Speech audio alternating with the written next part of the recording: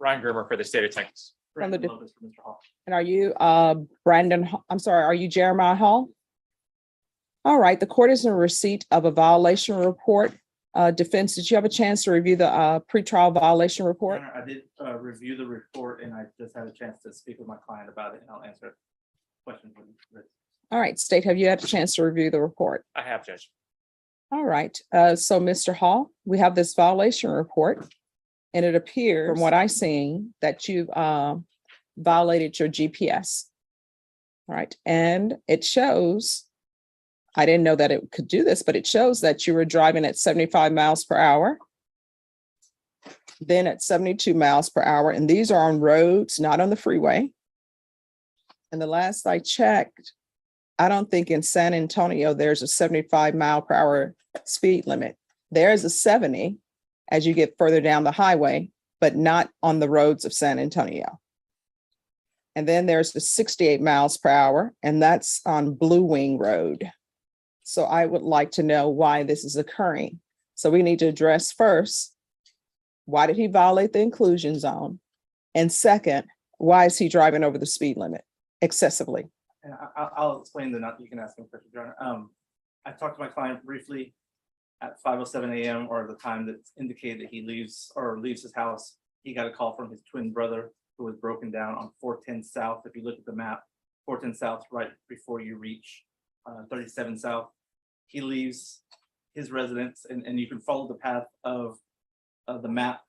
He leaves his residence, goes up 281, goes on to 410, picks his brother up right there on the side of the road who had a blowout, comes back down 37, and then cuts over the back way back to his house. So if you look at the numbers as they go around, it tracks as a circle around back to his house.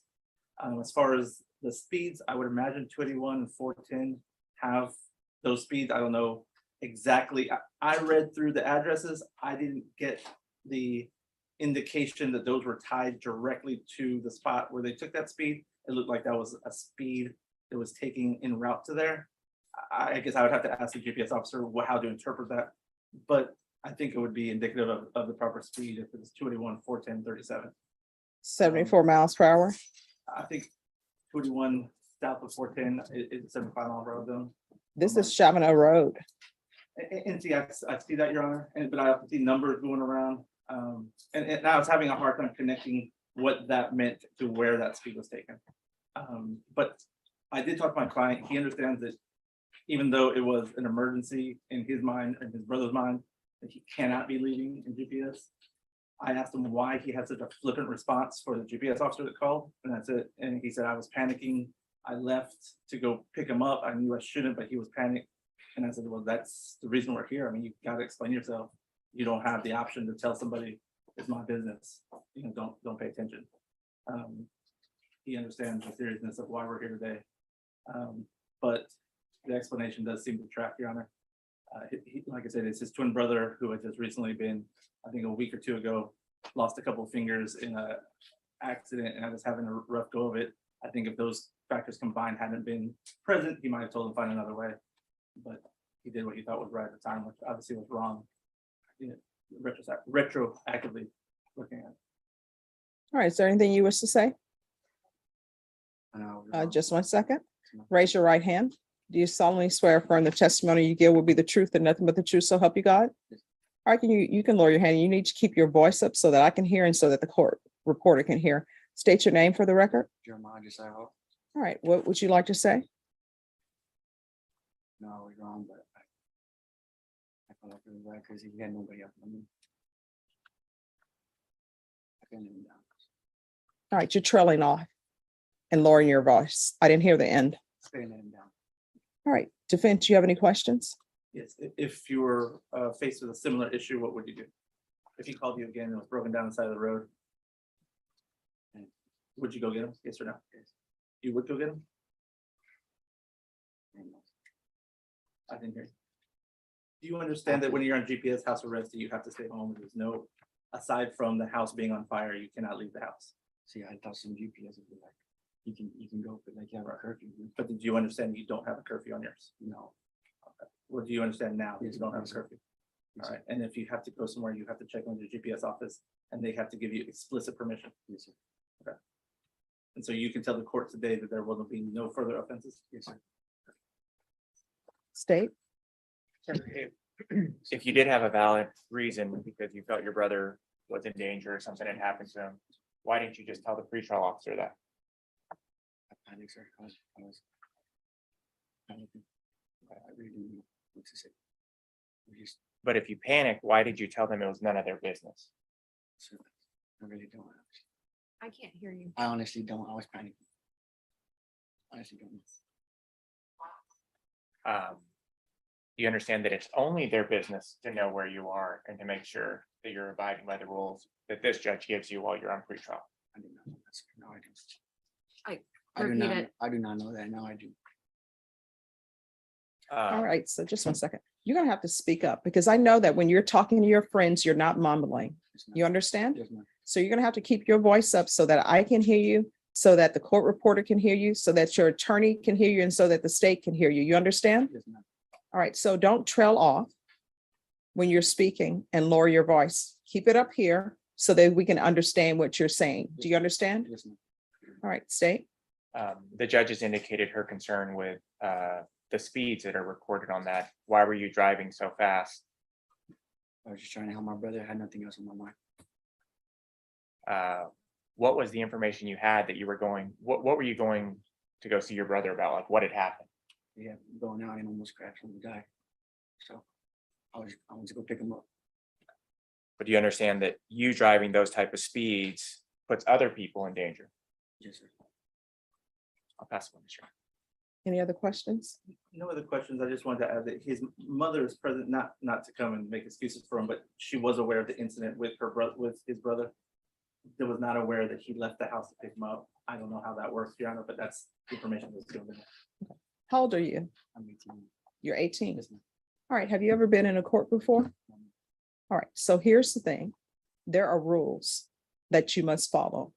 If you don't follow the rules, you know what's going to end up happening or could potentially happen to you? Jail. Yes. And you know when we would see you? On whatever date it's set, and you'll be brought over in an orange outfit. Do you want that to happen? All right, you have a curfew. And what that means is you need to be in your house. You understand? Yes, ma'am. Communication is key. All you had to do was call the pretrial services officer before you rushed and left and say, my brother has been in an accident. I'm the only person he has to go pick him up. May I go and pick them up? And then that answer was going to be either yes or no. You understand? Yes, ma'am. When you're on GPS, I know people live by this rule that it's better to ask for forgiveness than permission. When you're on GPS, you must ask for permission. It's worse if you ask for forgiveness after the fact. You understand? So what is up with these speed limits? I wasn't even thinking. I was just trying to get my brother as fast as I could. What type of car were you driving? Everybody knows the vehicle that they're driving. Avalon. Okay. Hmm? Avalon. All right. And is that your vehicle? Yes, ma'am. No, no, no, no. Whose vehicle is that? My dad. All right. So is that your father's only vehicle? Now, what would have happened if you would have wrecked that vehicle? Are you on the insurance for that vehicle? No, ma'am. So you know what that means if you would have wrecked that vehicle? That means that your father would have had to pay whatever damages because his insurance was not going to cover an 18-year-old driving these speed limits in his vehicle. Do you understand? And you know what that would have meant? That would have meant whatever amount that your injuries or whatever amount of damage that was done, your father would be on the hook to pay for that. Do you understand? State, what are you requesting? Judge, and if I may I ask him one more question? Yes. You did mention in the court that you've never been in a courtroom before, correct? Yes, But you had a case out of Travis, correct? yes, sir.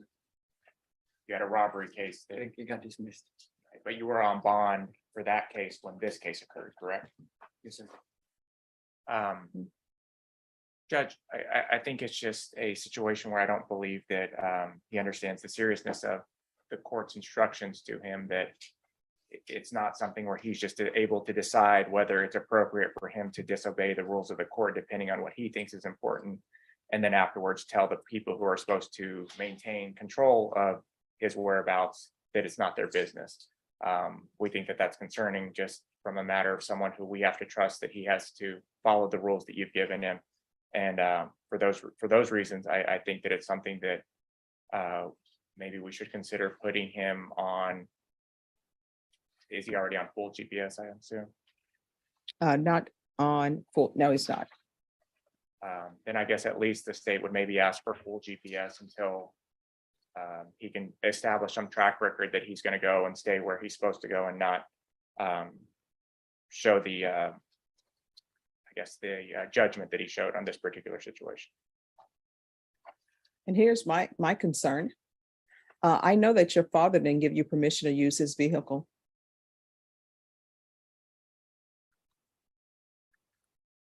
And since your father didn't give you permission to use his vehicle and you're driving erratically,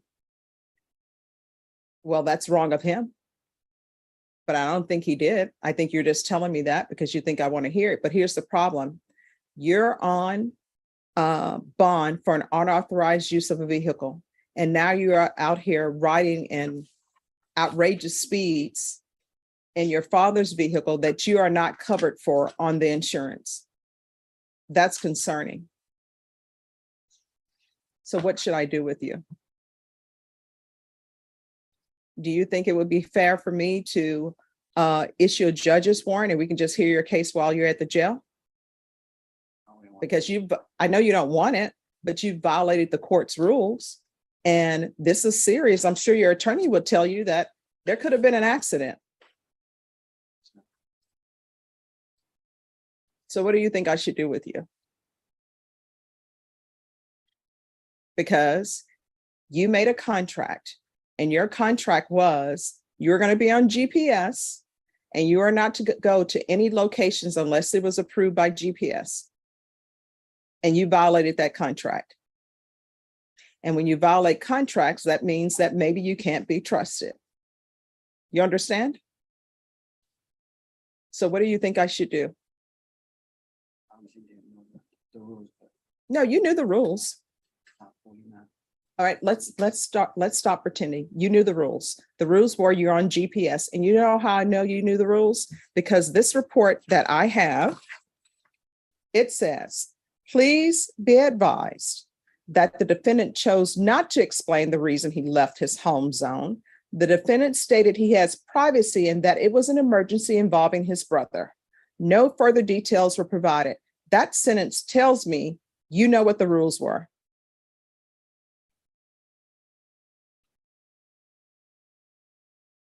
Partially of them. No, you knew that was the rule because they called you. And if you would have been concerned and would have been following the rules, when they called you, you would have said, I didn't know what that's the rule. I'm on my way back home. But you didn't. And what I get is the defendant left his home zone and went joyriding. Now I realize joyriding, that's someone's interpretation. I understand that, but you left your zone. What are you working? So what do you do all day? I'm around the house. Doing what? Dishes, anything I can do. All right, defense. Your Honor, I believe my client's been on GPS for how long? Is that close to a year? Yes. And in that time, he has not had other violations. We understand the seriousness of that violation at current. Our request of the court would be, I believe this admonishment has woken up my client to understanding the seriousness of this. We're asking that you continue him on the current level of supervision. And that he understands now, I believe, that any step off the line will mean that he's going to wait out his trial while in custody. But I believe the previous 12 months or 11 months of following the rules is an indication to the court that he's capable of doing such. All right. Anything else further from the state? No, Judge. All right, I'm going to place you on full house arrest.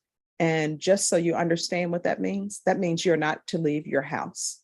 If there's a barbecue in the backyard, they need to bring that plate inside the house to you. You understand?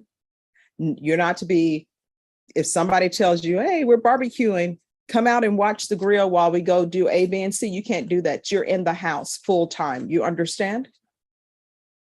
All right, I'm going to continue with the same conditions of the no contact, and it's full house arrest. Of course, no firearm possessions, and I'll waive the fees.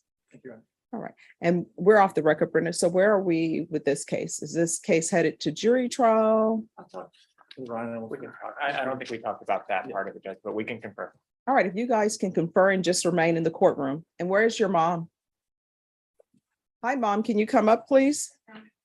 Let's take her. Oh, sorry.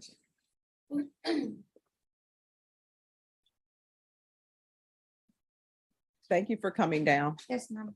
All right, so he is not to leave the home at all. Yes, ma'am. If I receive another report where he is outside the home, what may end up happening is we may end up hearing your case while you're in an orange jumpsuit. You understand? All right, you have any questions about anything? Do you understand what's required of you? All right, just have a seat with your mom. You need to apologize to your mom for bringing her down here for this. No, I'm serious. You know, you need to apologize to her. Thank you, ma'am. You're welcome. Thank you, sir. We're on the PTD. Judge, he was approved for it, and while I was gone last week, he sent me the contract. He signed the contract today, so I just have to scan an email to Beatrice. Captivates and review.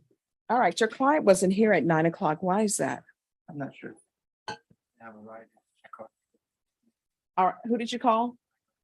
All right, so here's the thing about people calling their girlfriends and their moms and getting rides. The only person who has to be here at 9 is you. So you can't be late anymore, you understand?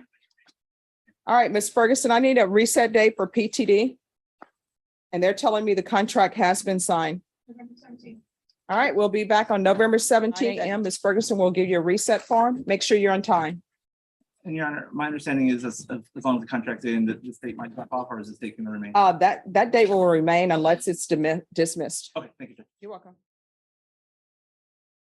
All right, so Mr. Hall, my understanding is that your case has been dismissed because you completed everything that you needed to complete. So you need to take this as a lesson because this is felony court. What you were charged with, you could have been going to the state jail facility for up to 2 years. So you need to choose your friends wisely and listen to your parents more. Is that your mom here? Your grandmother? You need to listen to your grandmother. Understand? Do you live with your grandmother? Make her life easy around the house. As you know, what my grandmother used to always say, if your grandmother, it was back in the day, Brenda, we didn't have dishwashers. Wash the dishes, paint the house, do laundry, but make sure you separate the colors. All right. Okay, good luck to you. You're excused. You're free to go. You're welcome. Bye, Grandma. Have a good one.